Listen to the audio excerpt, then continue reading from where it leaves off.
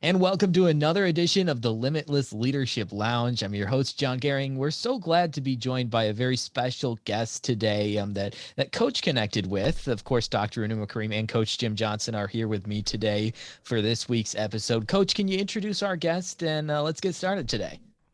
Sure. Well, it's an interesting connection because I did not know Joseph Michelli, although we are both members of the National Speakers Association. So maybe I'm getting a chance to see him at a conference in the future.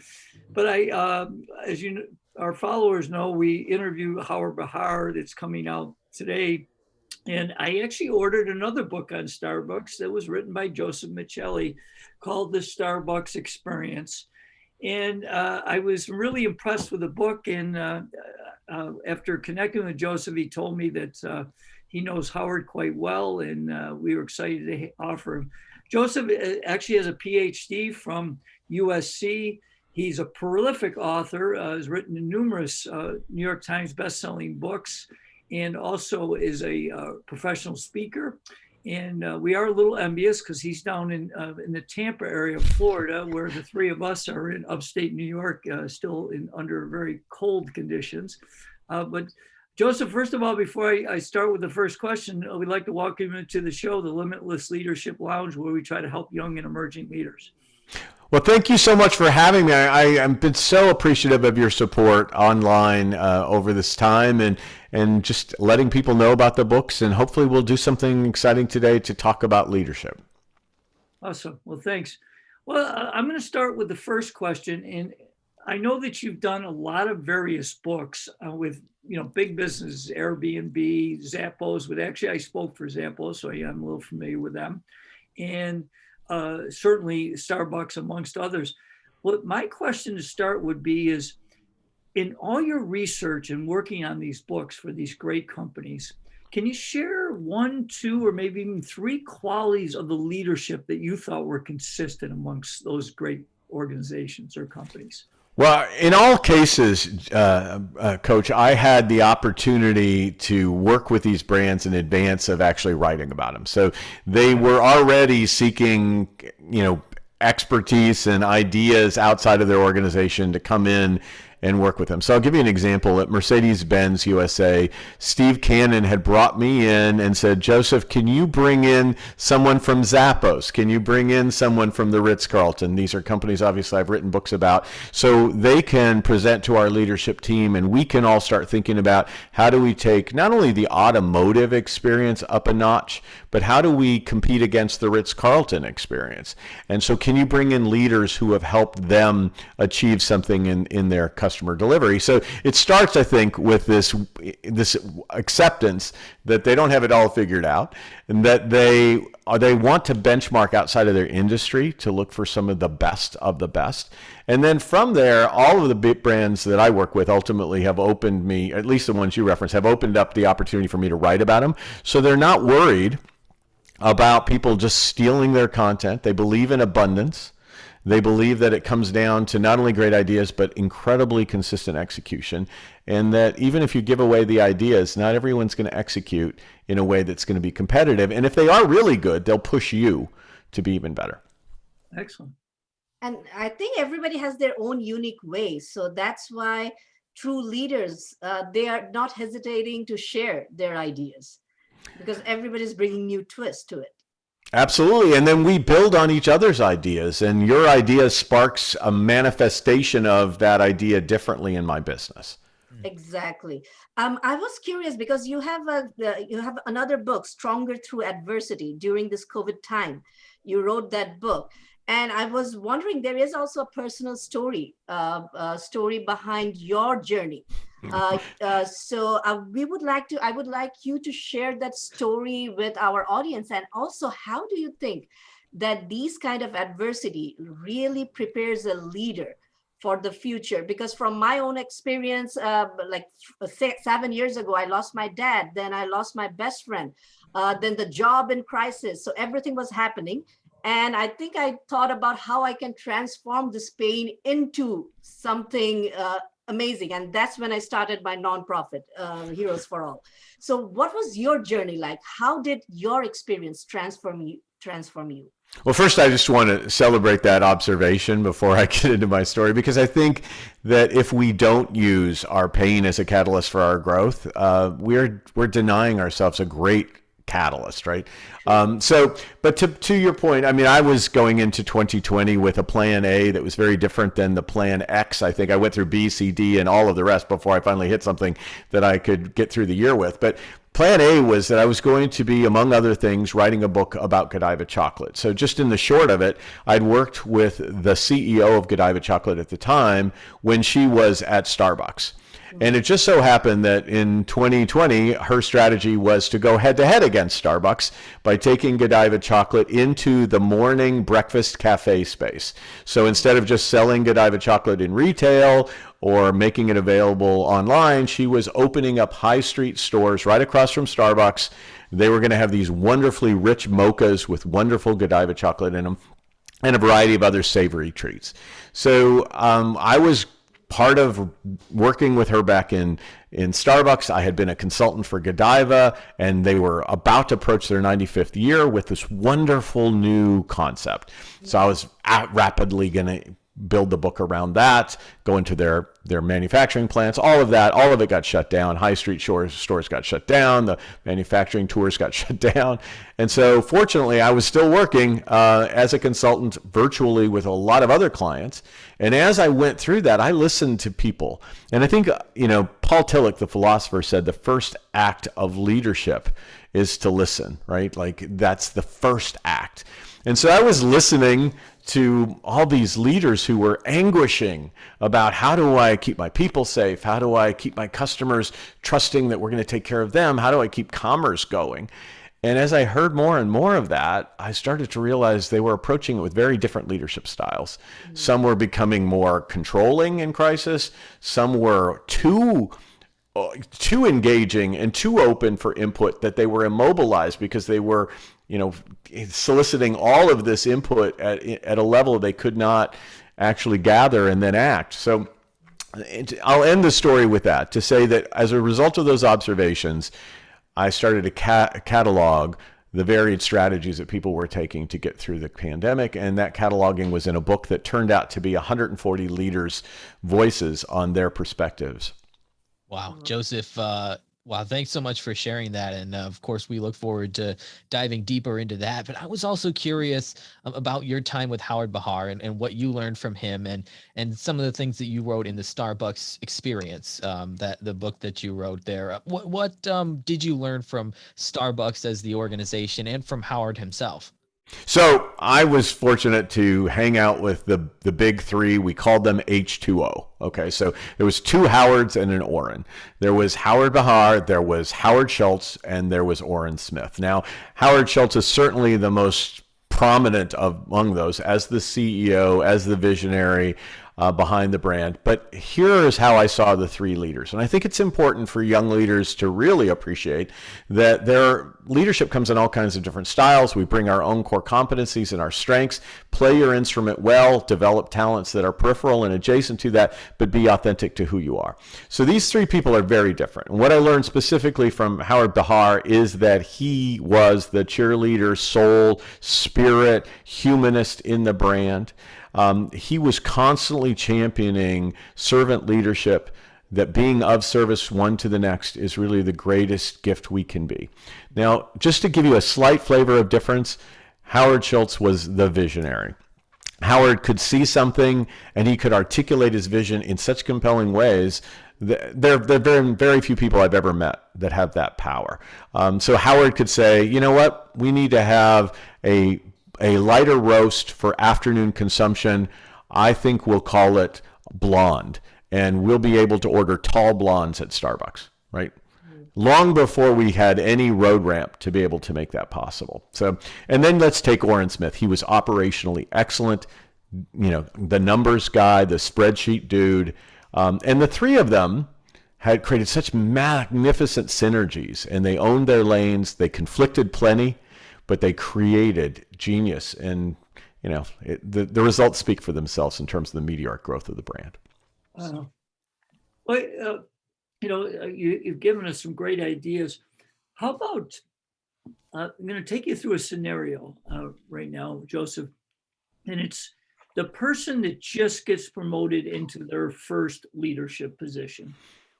What advice would you give them to get started, to get off to the right start, I guess?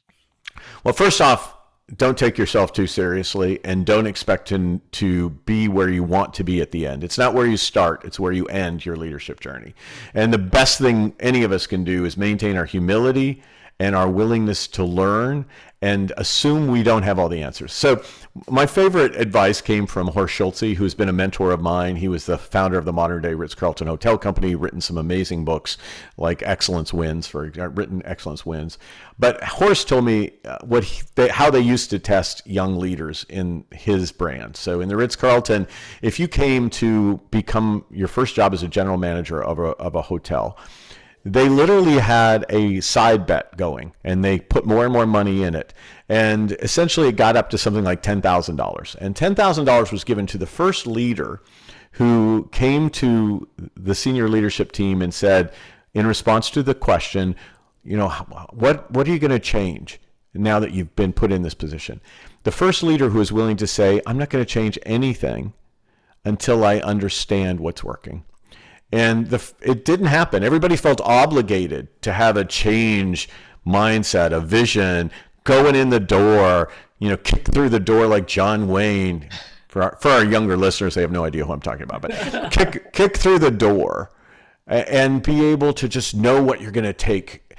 And so it took them like a year of new leaders before someone finally answered the question, I'm going to wait. I don't want to be the chef who changes the menu from the last chef the day I arrive. And that person ended up with a $10,000 incentive for the answer. So I think don't assume you have the answers. Take the time to absorb what's happening before you start messing with stuff. True. And this is such an important point, especially we see in our countries, in a developing country in Bangladesh, when there is a new leader coming and he tries to erase everything what the old leader has done, and it creates more havoc. So sometimes that continuity and growing on the continuity makes the difference. But often there are many leaders, it's the ego or something like that like, oh, I'm going to start everything new. So it creates those kind of problem. And along this line, I was wondering, like, how important, in one of your books, you talked about on TED Talk also, you talked about legacy statement. So how important is that legacy statement for a leader to create that environment or culture?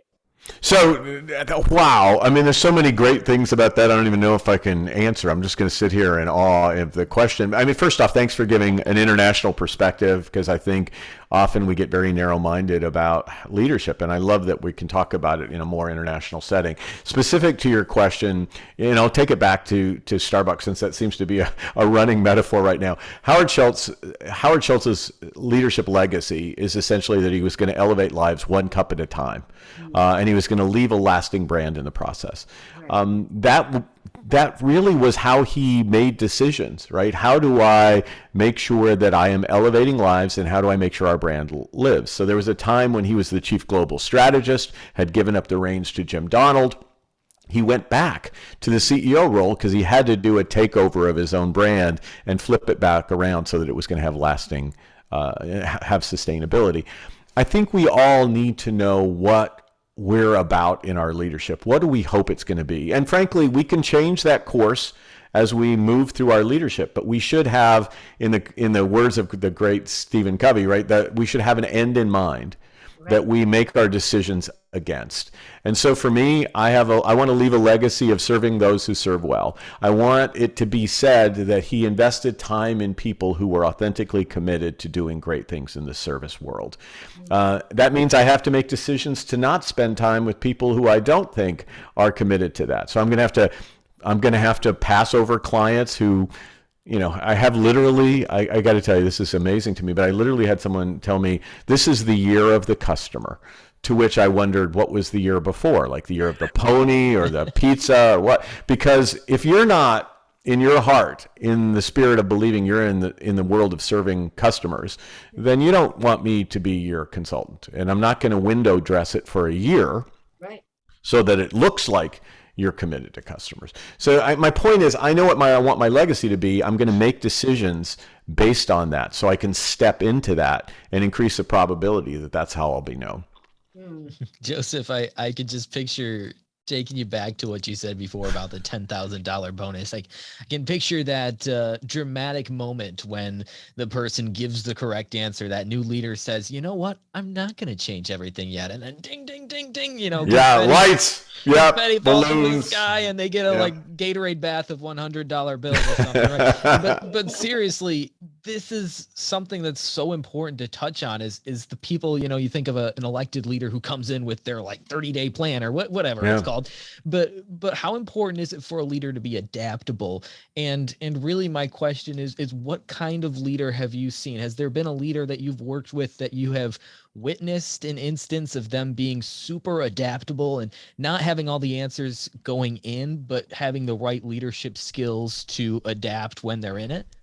Yeah, so let's let's start with that first premise, right? I think we often look to political leaders as if they're the model of leadership. And in my Stronger Through Adversity book, I intentionally did not include political leaders. I did include nonprofit leaders. I did include all kinds of for-profit leaders and public safety leaders. I included those, but I did not go with political leaders. And here's the reason. Political leaders say, vote for me and I'll tell you up front how I'm going to change everything. I'm going to make a million promises to you about all these changes. And in the hopes that the more promises I make, probably the more likely they'll attract more and more people who will, support their campaign. So that's not the way most of us get leadership. And even if you do, you're renting leadership there as much as you are in any other setting. So I am renting leadership. I am renting the opportunity and the privilege of having other people work with me to achieve a common goal. So with that rent, right, I need to invest something. And that investment for most of us is not making promises so that we can get votes, but it is investing in an understanding of what your people need and how you can help inspire them to bring your organization to what it needs. And in my world, that's what the customers need. So to me, great leaders are the ones who say, I have hypotheses about what people might need and what the customer might need and what the business might need. But I need to check out all of my biases. I need to assume that I don't understand the full picture going in, and that a lot of people have different insights that will help me get a better read of how to take our organization to go. And plenty of examples. I will always, I've loved so many of the people who have entrusted me, including one who Coach Johnson and I have had a mutual exposure to, which was the late great Tony Hsieh of Zappos, a man who I loved and adored. He wrote the foreword in my book. We worked together closely. I have him in the latest book, Stronger Through Adversity, right before he passed tragically. But this is a guy who constantly reinvented his brand and empowered people to do the same. That adaptivity is rare. Right. And I think this adaptability, while you were writing the book, Stronger Through Adversity, you found a lot of characteristic in the most resilient organizations. So many organizations did not make it through the COVID.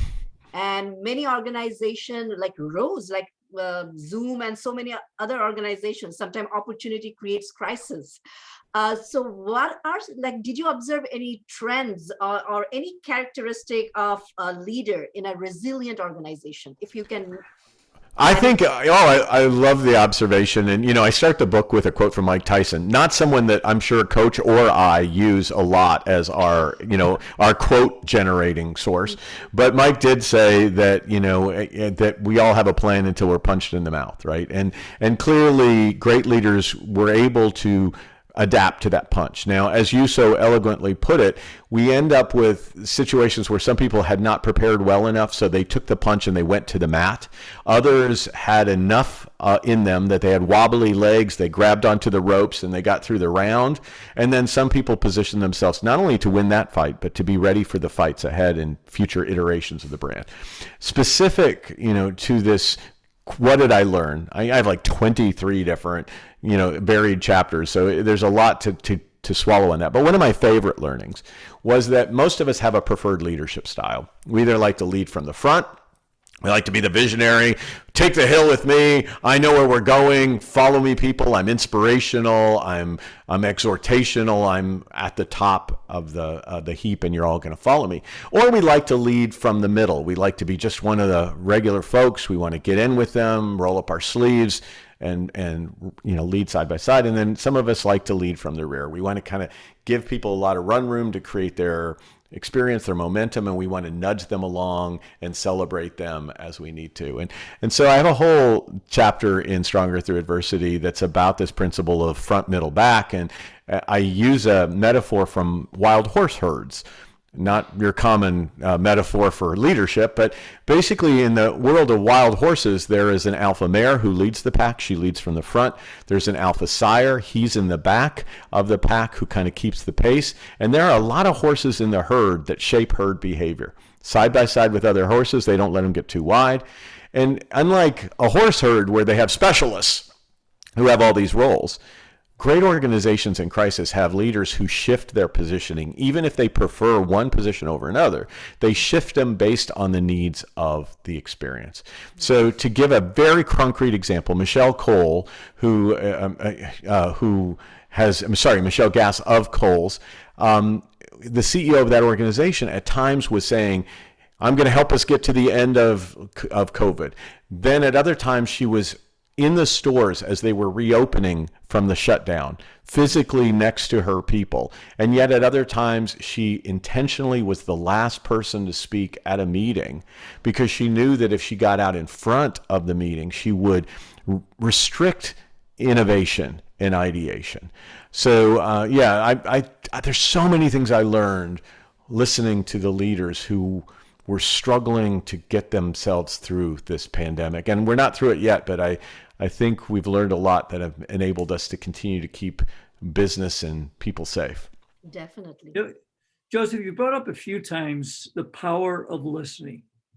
In your experience of studying all these wonderful companies and great leaders, who would stand out of the people you observed or worked with that was a great listener, and what did they do maybe a little bit different than the common leader? So Steve Cannon is my go-to. He at the time was the head of Mercedes-Benz USA. He's now in charge of the Arthur Blanc Foundation. Arthur was the guy who created Home Depot. He's also in charge of the Mercedes-Benz Stadium in Atlanta, the Atlanta Falcons football team, the PGA Superstores. So here's what Steve Cannon did, for example, specifically in the pandemic. When a lot of other leaders were coming into Zoom calls and saying, hey, here's my agenda, blah, blah, blah, Steve Cannon would come into a Zoom call and he would say, hey, everyone, before we get started, would you mind going and grabbing something in your house right now that really means something to you? And would you mind bringing it back and then sharing it with us so we can get to know you a little bit better? And people were bringing in wedding photos. They'd go grab their kid. They'd go grab their dog, things that were meaningful to them. And then after just a short bit of sharing, it wasn't like it took up the whole meeting. It wasn't just a listening for non-listening's sake, just enough to make us realize we're human beings, despite the fact that we're engaging each other through this dimension. After that, then we could start our conversation. That's a rare leader. Most leaders don't have that insight to the importance of authentically connecting with people before they ask them to follow them. Right. Yeah. Joseph, I'm just guessing that you were kind of ahead of the curve as far as needing to do these kinds of meetings before the pandemic and everything, considering all the consulting that you've done. If that is the case, correct me if I'm wrong, but if that is the case, what have you learned from remote work, from all these Zoom meetings and this unidealness of communicating that has helped you in comparison to others during the pandemic? So we definitely used Zoom. We had a Zoom account before people were becoming aware of what's Zoom and I can get 40 minutes free. I mean, we were paying for it long before people were getting the free version of it. But that said, we learned that a lot of the workflows that we thought we had to do were not necessary. It was not unusual for me to get up in the morning here in Tampa, fly to New York, do a 4-hour meeting with my publisher or with Godiva Chocolate, which is based out of New York, and then fly back that night and be totally exhausted. What's the utility of that, right? I mean, sometimes you have to do it. It's the right thing to do, but it was pretty standard. Now it's more the exception that I'm going to do a short in and out, right? I'm going to be more intentional about the times that I'm going to be on site with the client. So to me, I think it challenged our own assumptions about how we work. Certainly I've consulted with plenty of clients it's challenged a lot of leaders to realize you don't have to have people sitting right next to you to generate productivity. And quite frankly, we should have been managing productivity all along, not where people sat, right? It was easier to think that we were managing productivity when we sat next to them. But I think we've learned a ton about the fact that people can be exceedingly productive when they're not sitting right next to you, and people can be exceedingly unproductive when they are sitting right next to you. Yeah, reinventing. We reinvented so many things, and there are so many offices now shutting down their workspaces, not releasing. So we are reinventing how we work and how we become efficient. So that's an interesting thing I have observed.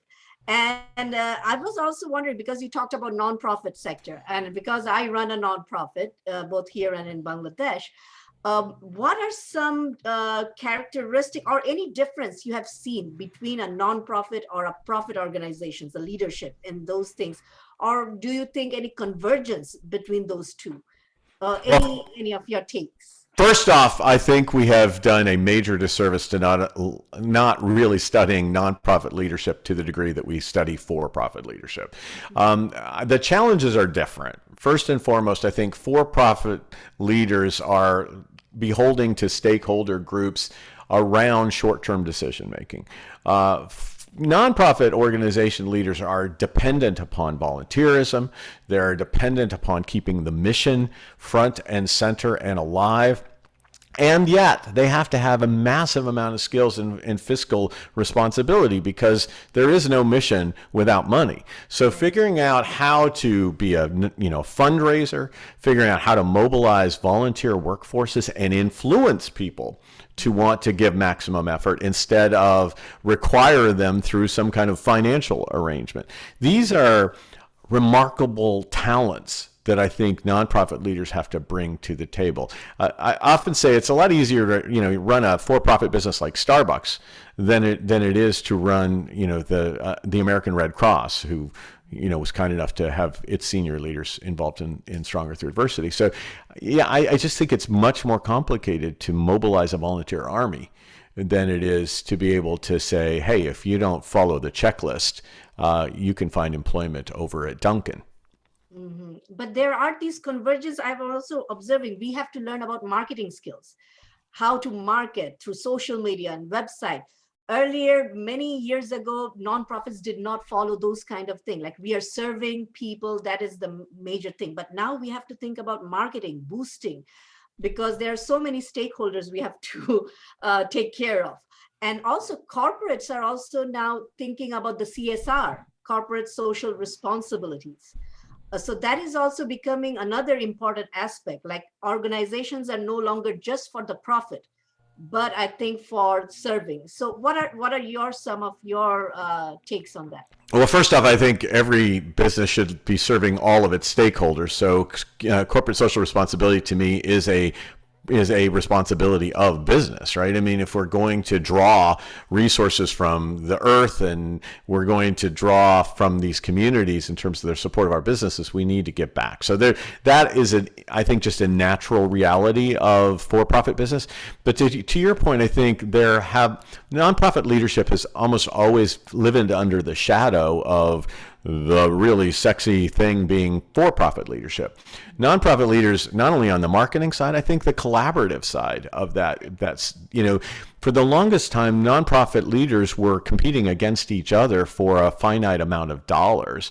And what I saw in the pandemic was a much greater awareness that if you joined forces, you could magnify impact. And we weren't asking people to give to one or the other. We were asking people to give so that they could make a difference in the world. And we, though we have different emphasis points of how we could do that, are going to work together to enable you to do that. And I just saw much more awareness of how do we leverage our strengths together. And you saw in the book that a bunch of nonprofit leaders got together in consortiums to make sure that many of the relief programs that were targeted toward helping employment challenges for for-profit leaders were also expanded to the nonprofit sector, which does employ a lot of people in addition to all the volunteers it leverages.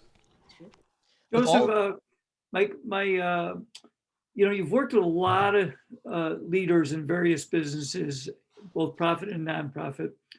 My curiosity is, though, in the scope of leadership, being a student of leadership like I am, who is one person you have not met, either dead or alive, that you admired from a distance and would love to be able to interview them? And what would be the first question you would ask them? Oh my gosh, I have too many people to answer. How about you, Jim? I haven't met you until now. I mean, I've definitely followed you. I think you would be just fine. I'll turn the question back on you because I have spent time after I became aware of you just watching your journey. I think you know more about leaders and leadership than most of us will ever in a lifetime. So I love the humility of it all. But I think that my key question is, really, why would anyone want to be a leader? I mean, it's so I understand from an ego perspective why you might want to be a leader, but when you get right down to it, there are easier ways to live your life than putting your hand up and asking a bunch of people to take with you some kind of an objective. So I'll ask you, if you don't mind, why should anyone care to be a leader? There's a lot of risk to this thing. Wow. Well, this is the first time this has happened to me in the podcast. So I appreciate the little curveball here. And I would say through my journey that early on, because I grew up in a family that my father was my high school basketball coach. So, I learned some leadership, certainly a lot of leadership from him. But when I got into the profession, I will say early in my career, and although it was pretty much the opposite because I got fired from my first position in coaching basketball, is that, I really wanted to win and I wanted to figure out how we can win. And so, but as I started to study leadership more and more, I realized that yes, winning is still important. Like in the business world, if you don't make a profit, as much as we say, oh, profits aren't important, they are important. Just like winning in coaching is important. I'd be lying to you if I said it isn't important. But what I realized is, and interesting because it correlated to the success I had the second half of my career, where I had much more success from a win-loss standpoint, is when I realized that I had to be a better leader of people by being a great example for them. Number one, that was part of my mission statement, to be an outstanding role model. And secondly is, how can I help them achieve their dreams? And because in coaching a team sport of basketball, I realized that if we can get a group of people all trying to work for a common goal to achieve this, in basketball, it was often a championship of some type, but there were so many little intricacies of working with people. And like you said, I thought it was very powerful when you brought up one leader, just to get something out of your house that means something. We started team meetings where we would, like I ask them a question like, what's one thing no one on the team knows about you? And you get some really interesting answers. But boy, that was really helpful. And it really showed, that we were starting to build this caring community, that it wasn't, just because you could dribble a ball or shoot a basket, that, that there was more to that. And, I can say, I'll close with this, is the greatest compliment I ever got. I was fortunate my last year, I coached a very good player that actually made the NBA last year. He played half a season with the Rockets. Unfortunately, he's in the G League right now. But I met with him last summer with my former assistant, is now the head coach. And he said something that I cherish, I'll take to my grave. He told my assistant coach, this trying to keep the program going at a high level. He said, the one thing I admired about Coach Johnson is I knew that he cared more about me as a person than he did as a basketball player. And that's one of the greatest compliments I've ever received. And so I heard really two crazy good answers to my question, and I'm glad I asked it of you, because some of those dead people wouldn't have given me any answers at all. But what I loved about your answer was a multiplicity of things, your own personal growth, right? Like being a leader forces you to grow as an individual, particularly if you see leadership as having a role model component to it. Right. And the other key is that when we look back on our lives, if we do take the risk of leadership, and I think it is a risk, the rewards that you get from it is the capacity to know with some degree of certainty that you entered a person's life and enabled them to have a better life and achieve their success and their dreams. To me, wow, how small my life would be if I didn't take that risk of leadership. And some days I wish I hadn't, because it really, there's some scars you take from it. Yep. But there in Moss and in retrospect, I would never, ever change any time that I did raise my hand and say, let's do this. Yeah, Coach. I think for Coach's answer, growing up in the same community, he had to, being a fan, so to speak, of the Greece Athena basketball program, of being a student there myself, not tall enough to play basketball, but it's okay. I think the culture that you really fostered there all culminated in what happened the night 16 years ago this week, actually, the JMac anniversary. You were able to put him in a game and make his dreams come true. And that's what you've said in the past, that your dreams came true because you made his dream come true. Joseph, I'm curious. I know you're aware of the JMac story, having spoken with Coach a little bit, but while it may not be so dramatic and, on CBS Evening News or whatever, what is one experience that you've had that you've been able to make somebody else's dream come true in your consulting or in your writing or whatever it may be? And how did that make you feel personally? So it's happening in my life right now. I'm living in it. So I am a consultant to a CEO of an organization, which is a great honor. He's very young. He's in his 30s. I'm not in my 30s, just to be clear. And the reason why this is so meaningful is because he used to be an intern for me in my company back in the day. And I remember vividly, he and I we were standing outside of a Pandora jewelry store. I was consulting for Pandora jewelry at the time. And we had our clipboards and we watched whether a person looked at the display window as they walked past the mall store, and we would indicate if they looked or not. If they went in, we'd indicate. We followed customers in and shopped behind them, and he was literally doing this Scrivener-like work, right, where he was writing down just this very mundane stuff. And now he and I sit together and we talk about this barbecue brand that he leads, 100 barbecue restaurants, and how he's engaging customers. Those moments are crazy, right? I mean, how is it that I have gotten the privilege of watching him blossom into somebody that I admire? Right. And how does that make you feel personally? I mean, because we always kind of, when we're young, at least, it seems like we're worrying about our own dreams and aspirations. But as you age, obviously you haven't aged too much. I mean, don't. Thanks for that. You have the right to say this. You really do. As I've aged, go ahead. As you've aged a little bit beyond, my age of 23, put it that way.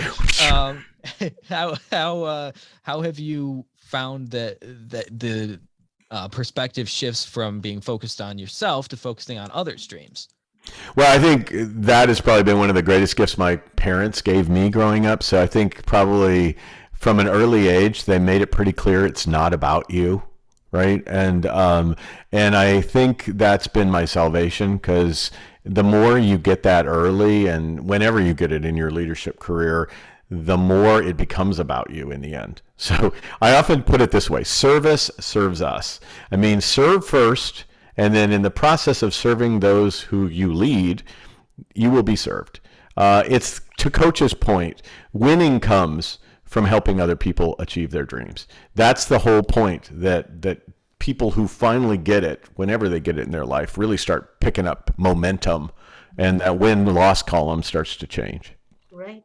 And it's as Spider-Man said, with greater power comes greater responsibility. Wow, I had no idea. We've gotten Mike Tyson and Spider-Man quoted and we've got a great Coach Johnson quote in here. I mean, this should be an archived show, I think. But in the closing, because we're coming to the end of the show, I just wanted to, because you are a psychologist also, and also you are observing consumer behavior. So if there is like 1 or 2 tips that you would like to give to the modern leaders about the modern consumers trend, like how do you think the modern consumers have changed from the past that the leaders should be focusing on?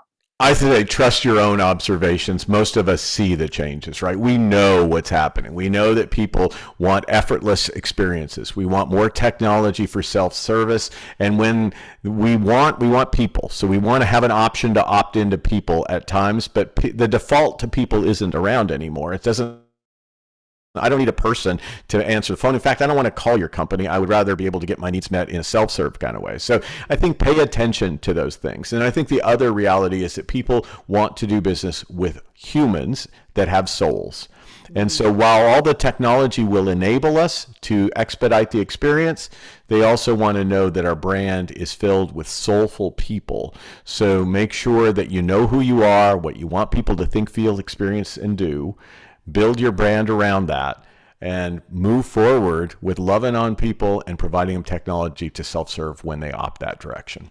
Right. And another thing, I don't know if you have observed, the Generation Z, they're also more conscious about the environment. So businesses who are doing fair trade or green energy and things like that, they are intent to buy their products more.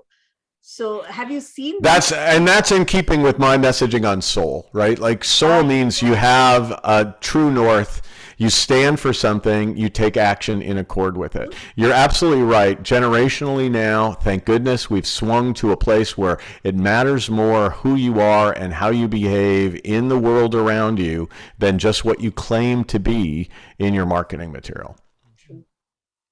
Well said. Okay. Absolutely. And as we come to a close here, just wanted to thank you so much, Joseph, for joining us. Coach, did you have one last question before we ask Joseph where we can get in touch with him and wrap up for today? Sure.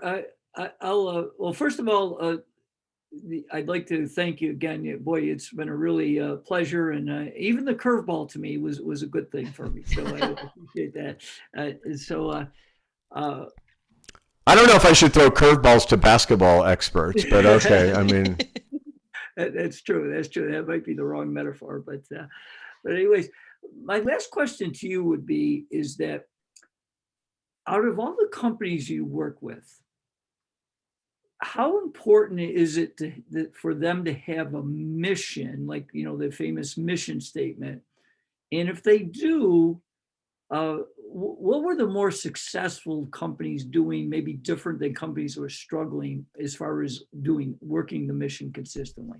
Yeah, so the answer is absolutely need a mission. I mean, it's silly to me for a brand to claim it doesn't. I mean, let's go to our shared experience with Zappos. I mean, Tony Hsieh resisted having a mission, vision, or values ever. He thought it was too corporate. They were just a bunch of guys hanging together trying to do great things. And it was mostly guys that he was initially hanging out with, like a college fraternity.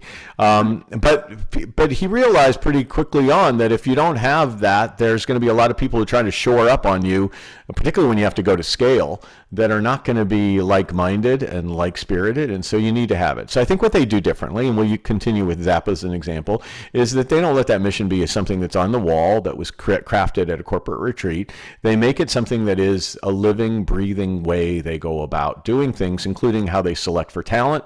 They make it known to everybody that if you want to come to work for us, and you better be on this mission, and if you're not, we're going to figure you out, and you're not going to like it here, and we're going to ram it down your throat in orientation, and we're going to select for it in the way we look for you, and so that we can keep the interlopers who are not in the mission off of our island, right? We don't want you to show up here if that's not what your heart's about.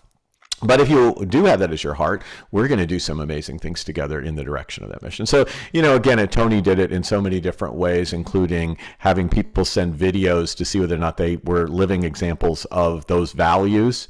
And the videos were more about how you presented. Were you humble, which is a core value or were you not humble in the way you presented yourself? And so he was looking for your value structure and whether you manifest that in the way you present. But all in all, I think missions are like, if you put them on the boardroom and you don't talk about them every single day and don't make decisions from them, then why do them? But you should do them anyway. Yeah. Yeah, absolutely. And finally, Joseph, thank you so much for your time today. And how can we get in touch with you? How can we learn more about you, first of all? And then, you have some books out there. We'd love to hear a little bit more about them. Maybe not every single one of them. We might be here for a while, but, whichever ones you'd like to, suggest to our audience, and how can we get those books as well? So I am just blessed to have gotten to work with some amazing companies. I don't want to run through the laundry list because I'll leave out one of them and then I'll feel bad about it. So just simply go to my website if you'd like, or you can I'm shamelessly everywhere on the internet. It's terrible. If you can spell my name, you can search for it. You'll find my website pop up first. There's probably a Wikipedia page with a lot of misinformation. And then there's plenty of other locations. I go by my name on Twitter and on LinkedIn. So if you can spell my name, you can find me. It's Joseph, common spelling, and then MIC. Sounds like the Mickey Mouse Club, doesn't it, Coach? MICHELL, and then an I. That's how you would find me.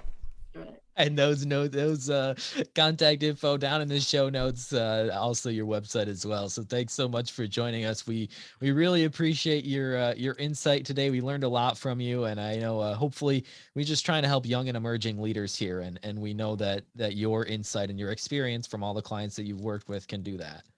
Thank you so much for your time, all of you. You were fabulous to spend time with. Thank you so much for giving us the same way. It was awesome. Absolutely. And thank you for listening to the Limitless Leadership Lounge. We appreciate you so much. And if you appreciate us back, we'd love to hear about it. Write us a little review there up on Audible, Apple Podcasts, Spotify, wherever you're listening, your favorite platform. And we'll catch you again next week for another really cool interview with an awesome guest here on the Limitless Leadership Lounge.